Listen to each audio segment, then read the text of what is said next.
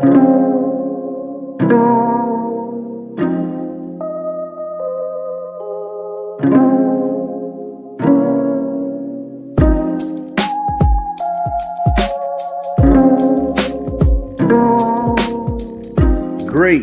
a great day here in the studio. Make sure you hit the like and subscribe button. It goes a long way, helps the channel. We appreciate it. We talk some Notre Dame, the Fighting Irish. They beat up, punk out, and straight destroyed Georgia. They got outcoached. It was bad. They got a shellacking. Georgia looked like they didn't belong in the college playoffs at all. Then we talk some association. Jimmy Butler goes Jimmy Butler. Miami is stuck with a guy. They know his MO. It's just the chickens coming home to roost. Then we talk Brady Cook from Missouri. Brady Cook has declared for the NFL draft. I read off to you not only his stats, his stature, but also what teams would be out there and would they be willing to gamble on that? I just don't know. So from there, we're going to drop a story that I thought that was, legacy media. When you start sounding like me, something's wrong. And Joel Klatt, he went Dark Brandon on him.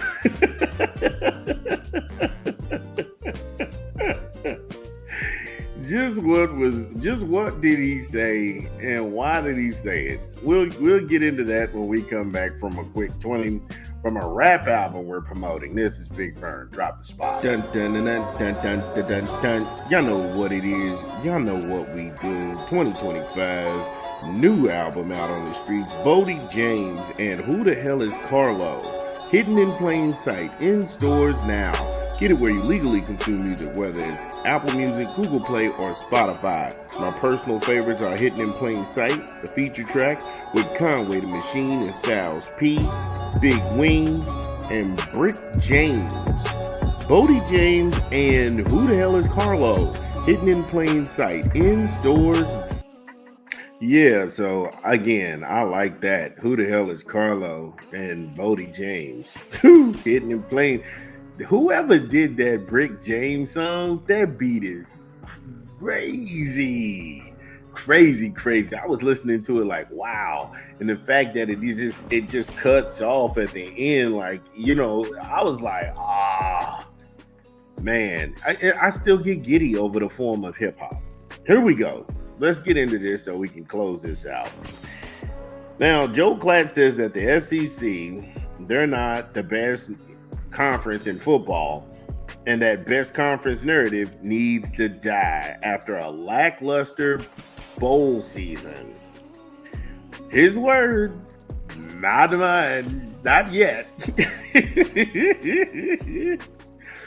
And that was covered by USA Today Network by way of Yahoo Sports and Austin Cartwright, while the SEC has been categorized by many as the best conference in college football.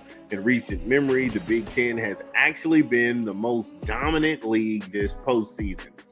I've got nothing to say about that.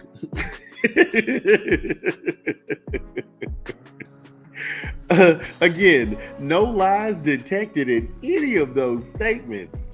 As the young people would say, let them cook. Let them cook. Ohio State and Penn State will both play in the college playoff semifinals, while Oregon and Indiana made the 12-team field, but were knocked out. Michigan also beat a 3-loss Alabama team in the Reliquist Bowl, whereas Illinois beat South Carolina at the Citrus Bowl.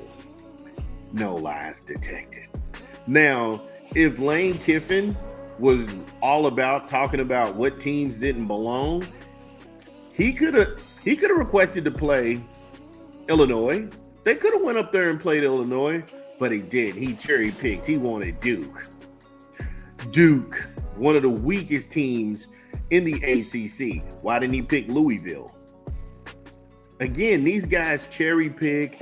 They try to go ahead and protect their sacred cows, and then you talk trash because you beat Duke. Come on now. Louisville beat Duke. You don't see everybody walking with their chest puffed out. What's he talking about? What are they talking about? Now, overall, the Big Ten is 8-5 in bowl games this season, which ranks first among all FBS conferences. The conference is also 4-1 against the SEC in bowl games, with Missouri's win over Iowa being the lone SEC Big Ten matchup in favor of the SEC. Right. And I tipped my hat to Missouri. I gave Missouri all the smoke. I said that their ranking was fraudulent. Y'all heard me? Go back and look at our page. I had people jump all in the comments talking about, I didn't know what I was talking about. I said, wait a minute. Y'all haven't even played anybody yet. The moment you play somebody, you're getting curb stomped. And I was right, and they didn't come back to talk to me. Because I am the best in the world. But yeah, they're cooking. You can't say you're the best at something, and you can't beat a conference out there that's better than you. Wow. Give me a quick rap album so we can land this plane. This is Big Vern. Drop the spot. It's your boy Big Vern promoting a new rap album this month. Redman, Muddy Waters 2. Get it in stores where you legally consume music, whether it be Apple Music, Google Play, or Spotify. My personal favorites on the track is What's Hot, La La La with Redman and Method Man, Don't You Miss, Ignorant, A, Hood Star with Kid Capri, Faith Evans, Pop the Trunk, Ghetto Motivation, I love that record, Kush with Snoop Dogg, Goofy, 1 O'Clock, and many more.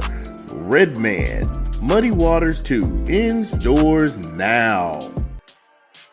Yeah, shout out to Reggie Noble, Funk Dr. Spock. Make sure you go ahead and cop the album. Like I said, we the only people who listen to hip hop 24/7. So go do what you do.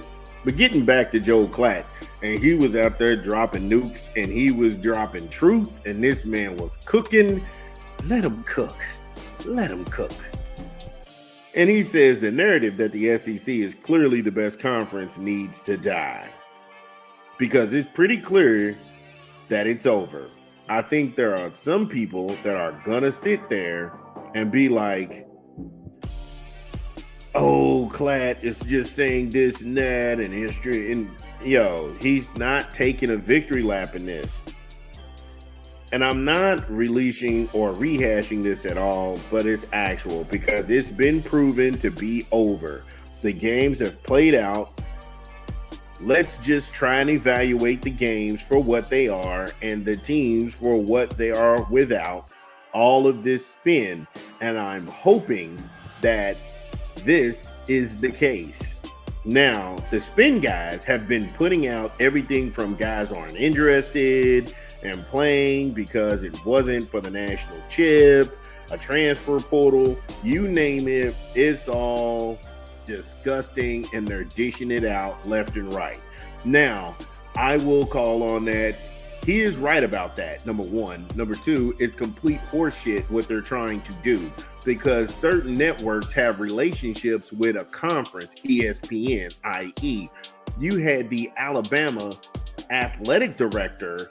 He was going off on a tirade saying that they were going to beat Michigan. Alabama lost to a quarterback that did not throw the ball in the second half of a game. I don't know how I can repeat that Sharon Moore completely dominated and crushed Alabama with a quarterback who could not throw the ball. Alex Orji had all of 3 throws, 2 connected, and 1 was an interception. And he was still able to beat, kick out, and stomp out and humiliate the Alabama Crimson Tide. And if we want to get technical, this is the second year that Coach Kalen DeBoer hasn't beaten Sharon Moore in a head-to-head competition. Because if we're going to tell it all, damn it. Coach Moore coached the entire year. Jim Harbaugh came back to coach 2 or 3 games. because he was under suspicion he was suspended by the Big Ten and he was suspended by the NCAA. We got to be real about a couple of things. Oklahoma lost to Navy. They lost to Navy. Again, we can see where the narrative lies, and why does Paul Feinbaum have a show on ESPN? What has he done? Who has he coached? No, he is a commentator for the SEC. ESPN has a relationship with the SEC. And if you perceive yourself to be the best, how come you didn't go head to head with the Big Ten this year? Again, like I said, Ole Miss could have played Illinois. They could have raised their hand, but they chose Duke because, see, they was out there cherry picking. Because one thing Lane Kiffin likes to do is bullshit and waste people's time. He's a couple of victories better than Hugh Freeze. Yeah, about that. I got smoke for these dudes, and I've always said it. They have created that narrative because people who don't watch college football, they're easily misled, and every football fan, to some degree, is a mark, even myself. We love whatever they feed us, and then it's trash, and then we get to push back. It's refreshing to see legacy media now stop. Hey, look, we're not doing that. Let's bust this up. And it's well-deserved. It is well-deserved.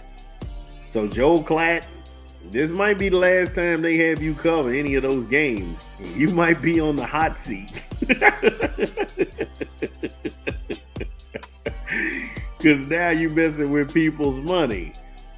But this isn't about money. This isn't about protecting these people's coveted cows. This is about football fans getting what we want, the best playing the best. And as long as that happens, I'm a happy camper. Dun, dun, dun, dun. Well, that's the show. Thank you all for joining us. We had a great time. Make sure you smash the like and subscribe button and share the content. This is Big Vern, and we'll see you tomorrow. Peace.